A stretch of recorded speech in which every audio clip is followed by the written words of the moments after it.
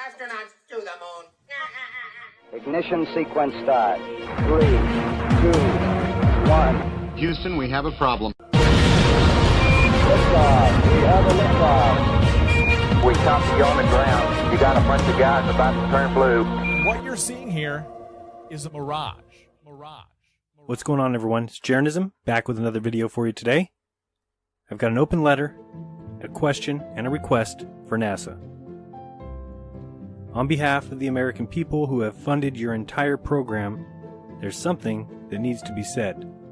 If everything that you've told us and everything that you've said you've done is true, then I think there's no reason why there shouldn't be a camera on the moon. NASA, why haven't you done this yet? What possible reason could you have for not doing something that can only yield positive results? It's an absolute slap in the face to the people who live on Earth. Let's think about this for a second. Let's talk about the good that it would do and the damage it does with every single day that passes without NASA completing such a basic and essential mission. So NASA would need to launch a moonlander craft that would head to the moon. 6, 5, 4, 3, 2, 1, 0. All engine running. Liftoff. We have a liftoff. 32 minutes past the hour.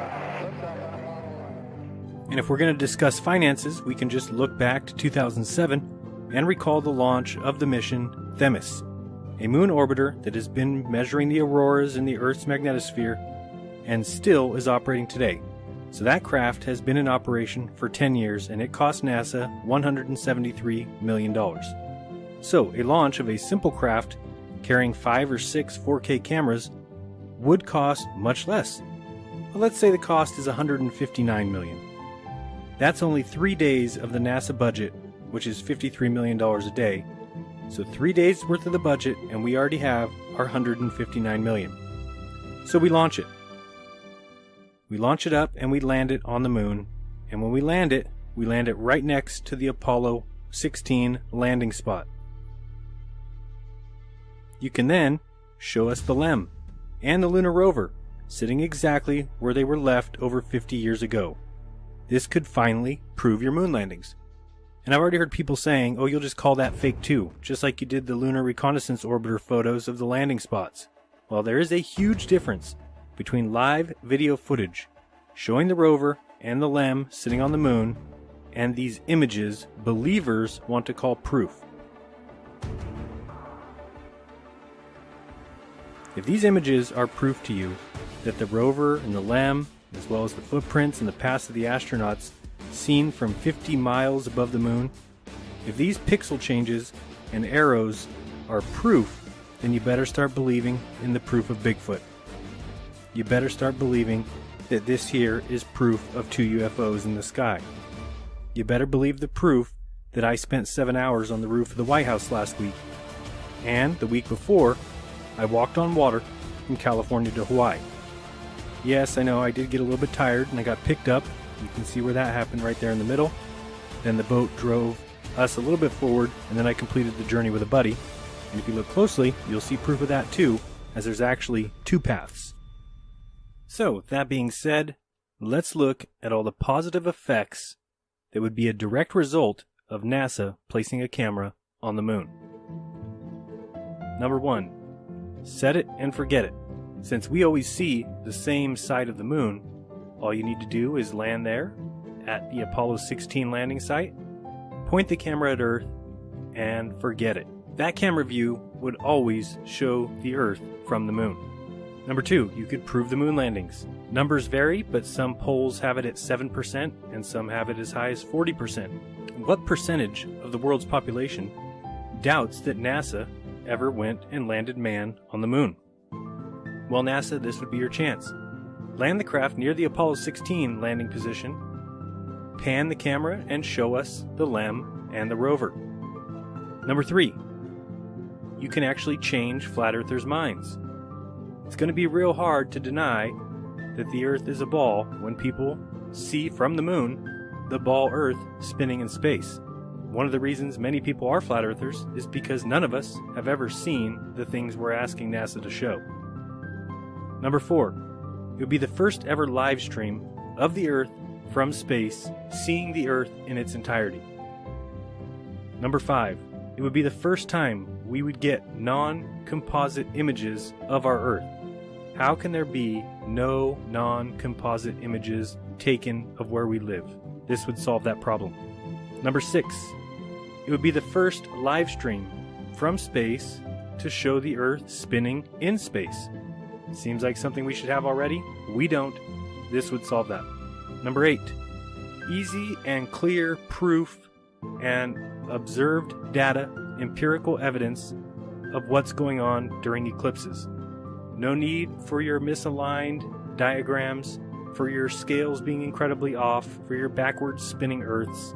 This would show students, adults, parents, and teachers, everyone, exactly what's going on during an eclipse because you're watching live what's happening during an eclipse. Be it a lunar eclipse or a solar eclipse, we would get to see both from the moon. We would either see the moon's shadow appear on the Earth during a solar eclipse, or we would see the Earth block out the sun during a lunar eclipse. Number 9, think of the education opportunities that this presents. The time-lapse videos, the video footage, using it in schools, showing children rather than telling them exactly what's going on in the sky above them. Would you rather them read it in a book or actually see a live video going on as they learn in the sky above them? Number 10, payback. All of NASA's money comes from the citizens of this country. The very least that they can do, the very least, is provide video footage of where we live from space. This is crazy that we're having this discussion almost 60 years since NASA was created. 11, science denial. There's a lot of people who deny science. This would help to reduce that number by showing things rather than telling people. It's hard for people to deny things that are being shown to them right in their face. Number 12, this would be the #1 live stream of all time. It would be seen by more people than any live stream ever made. Number 13, if NASA has problems with the cost of this mission, by simply allowing advertising agencies or companies, corporations, businesses, stores, Walmart, Target, AT&T, to buy 1-hour time slots where they would have their logo on the screen during the live stream. Over the course of 10 years, you could figure out how much money NASA could make, and they would actually make money if they employed this kind of ad revenue generation. Maybe I'm the only one. I mean, can you believe we are having this discussion 60 years after NASA was invented and 50 years since we sent men to the moon? No photos of Earth, no live video of Earth, no video of the Earth spinning, no video on the moon to show us eclipses, no 24/7 view from space. Are you okay with this? And if so, why? So there should be a poll available right now. Would love to see what side you're on.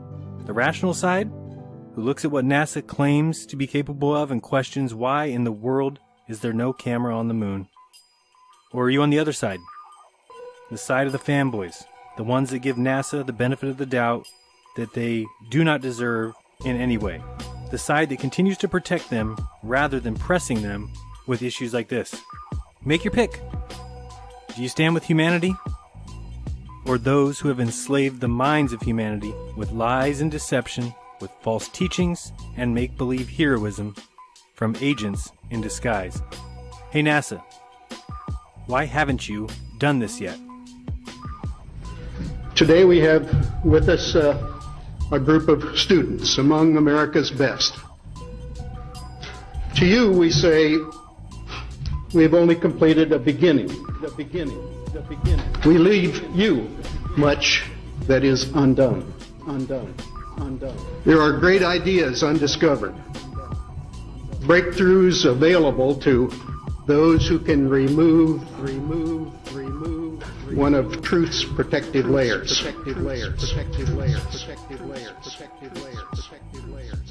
So, do you want to know my opinion? It's only my opinion, but I honestly cannot begin to imagine how anyone can see this any other way. Because they can get you Curiosity on Mars. They can build you any satellite you want.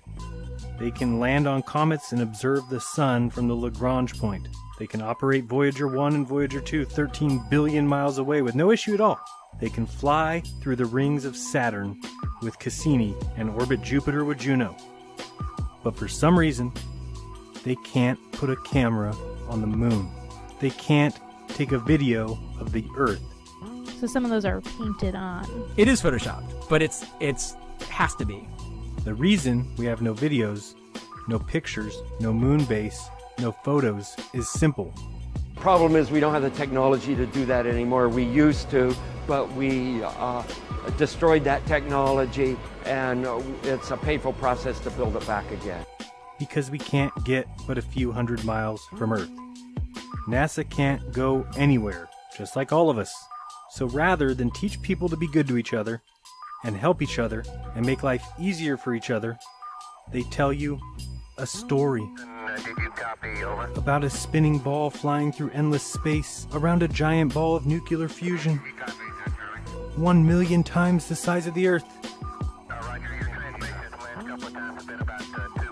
In a universe 14 billion years old, in our Milky Way galaxy, 100,000 light years across, and the whole thing is filled with dark energy and dark matter and black holes, none of which has ever been observed. That's absurd. Well, we sit and we talk about things ahead of time. This is where you're using the window of the spacecraft to appear to be the Earth far away. And how, you ask? How does NASA get away with these lies? Because people love the fantasy. They will never ever see any piece of that fantasy in reality. They don't care. No one will ever stand on Mars. No one will ever travel in space. No one will ever go to the moon or to Jupiter or Saturn, because it's all a mental prison. And the inmates think the prison is home.